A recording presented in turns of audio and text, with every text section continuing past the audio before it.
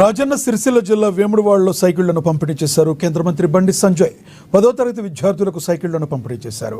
ఇక ప్రతి ఒక్కరూ బాగా చదువుకుని భవిష్యత్తులో ఉద్యోగాలు సంపాదించే తల్లిదండ్రుల కలలను సాకారం చేయాలని తెలిపారు.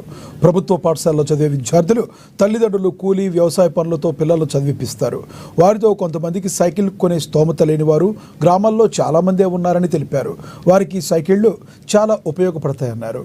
ప్రతి ఒక్కరూ కష్టపడి చదివి ప్రభుత్వ ఉద్యోగులుగా, కలెక్టర్లుగా, ఎస్పీలుగా, ఆర్డీఓలుగా, ఎంఆర్ఓ ఉద్యోగాలు సంపాదించాలని ఆకాంక్షించారు బండి సంజయ్.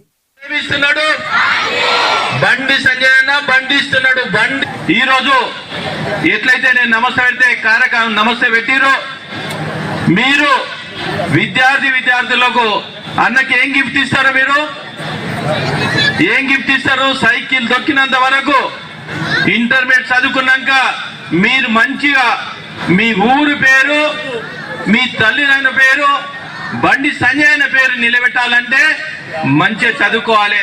మంచిగా చదువుకున్నప్పుడే గివ్ అండ్ టేక్ పాలసీ అనేది వస్తుంది. అందుకోసం ఈ ఉద్దేశంతో అన్న ఇవ్వడం జరిగింది. అవునా కదా?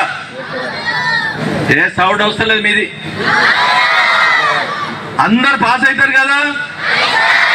ఎందుకంటే రేపటి పౌరులు, రేపటి ఇక్కడ అడిషనల్ కలెక్టర్ గారన్నా, అడిషనల్ ఎస్పీ గారన్నా, డిఓ గారన్నా, మరియు ఆర్డీఓ గారన్నా రేపొద్దున ఈ పోస్ట్ లో మీరు కూర్చుంటారా? కూర్చుంటా అన్న వాళ్ళు చేతులు లేపురి. ఆ గిఫ్ట్ ఎవరికి ఇస్తారు?